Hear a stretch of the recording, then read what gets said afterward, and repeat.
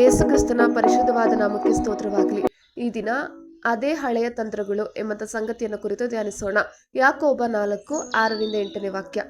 ಆತನು ನಮ್ಮ ಮೇಲೆ ಅತಿಶಯವಾದ ಕೃಪೆಯನ್ನು ನೀಡುತ್ತಾನೆ, ಆದುದರಿಂದ ದೇವರು ಅಹಂಕಾರಿಗಳನ್ನು ಎದುರಿಸುತ್ತಾನೆ, ದೀನರಿಗಾದರೂ ಕೃಪೆಯನ್ನು ಅನುಗ್ರಹಿಸುತ್ತಾನೆ ಎಂದು ಶಾಸ್ತ್ರವು ಹೇಳುತ್ತದೆ.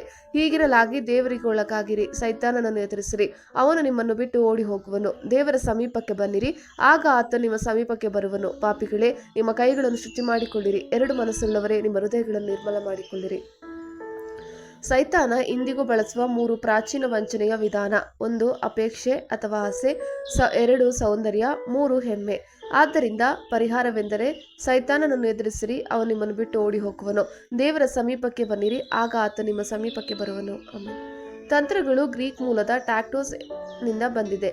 ಇದರರ್ಥ ಆದೇಶಿಸಲಾಗಿದೆ, ಜೋಡಿಸಲಾಗಿದೆ. ತಂತ್ರಗಳು ಎಂಬ ಪದವು ಗ್ರೀಕ್ ಟ್ಯಾಕ್ಸಿಗಳಲ್ಲಿ ಹುಟ್ಟಿಕೊಂಡಿದೆ. ಇದರರ್ಥ ಕ್ರಮ, ವ್ಯವಸ್ಥೆ ಅಥವಾ ಇತ್ಯರ್ಥ. ಸಶಸ್ತ್ರ ರಚನೆಗಳು ಯುದ್ಧಗಳನ್ನು ಪ್ರವೇಶಿಸಲು ಮತ್ತು ಹೋರಾಡಲು ಬಳಸಿದ ರೀತಿಯ ಇತ್ಯರ್ಥವನ್ನು ಒಳಗೊಂಡಂತೆ. ಇದರಿಂದ ಗ್ರೀಕ್ ಇತಿಹಾಸಕಾರರಾದ ಕ್ಸೆನೋಫೋನ್ ಟ್ಯಾಕ್ಟಿಕಾ ಎಂಬ ಪದವನ್ನು ಕಂಡುಹಿಡಿದರು. ಇದು ಸೈನಿಕರನ್ನ ಶ್ರೇಣಿಯಲ್ಲಿ ಸೆಳೆಯುವ ಕಲೆ. ಸೈತಾನನು ಹವ್ವ ಮತ್ತು ಆದಾಮನನ್ನು ಹೇಗೆ ವಂಚಿಸಿದನು ಎಂಬುದಕ್ಕೆ ಬೈಬಲ್ ವಾಕ್ಯಗಳು ಇಲ್ಲಿವೆ. ಆದಿಕಾಂಡ 3:6. ಆಗ ಸ್ತ್ರೀಯು ಆ ಮರದ ಹಣ್ಣು ತಿನ್ನುವುದಕ್ಕೆ ಉತ್ತಮವಾಗಿಯೂ ನೋಡುವುದಕ್ಕೆ ರಮ್ಯವಾಗಿಯೂ ಜ್ಞಾನೋದಯಕ್ಕೆ ಅಪೇಕ್ಷಿಸತಕ್ಕದ್ದಾಗಿಯೂ ಇದೆ ಎಂದು ತಿಳಿದು ಅದನ್ನು ತೆಗೆದುಕೊಂಡು ತಿಂದಳು. ಸಂಗಡ ಇದ್ದ ಗಂಡನಿಗೂ ಕೊಡಲು ಅವನು ತಿಂದನು. ಇಂದಿಗೂ ಸೈತಾನನು ಯುವಕರನ್ನು ವಂಚಿಸಲು ಅದೇ ಹಳೆಯ ತಂತ್ರಗಳನ್ನು ಬಳಸುತ್ತಾನೆ. ಯೇಸು ಸೈತಾನನನ್ನು ವಿರೋಧಿಸಿದನು ಮತ್ತು ಅವನು ಓಡಿ ಹೋದನು. ಮತ್ತಾಯ 4:3-11. ಯೋಸೇಫ ಪಾಪಿಯಾದ ಮಹಿಳೆಯಿಂದ ಓಡಿ ಹೋದನು. ಆದಿಕಾಂಡ 39:13.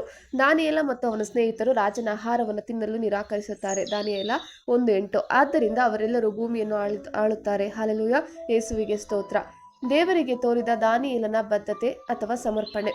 ದಾನಿಯೇಲನು 6ನೇ ಅಧ್ಯಾಯ 8-10 ವಾಕ್ಯ. ರಾಜನೇ, ಈಗ ನೀನು ಈ ನಿಬಂಧನೆಯನ್ನು ವಿಧಿಸಿ, ಇದು ನಿಂತು ಹೋಗದೆ ಮೇದ್ಯರ ಮತ್ತು ಪಾರಸಿಯರ ಎಂದಿಗೂ ರದ್ದಾಗದ ಧರ್ಮವಿಧಿಗಳ ಪ್ರಕಾರ ಊರ್ಜಿತವಾಗುವಂತೆ ಶಾಸನಕ್ಕೆ ಹಸ್ತಾಕ್ಷರ ಮಾಡು ಎಂದು ಬಿನ್ನವಿಸಲು ರಾಜನಾದ ದಾರ್ಯಾವೆಷನು ಈ ನಿಬಂಧನಾ ಶಾಸನಕ್ಕೆ ರುಜು ಹಾಕಿದನು.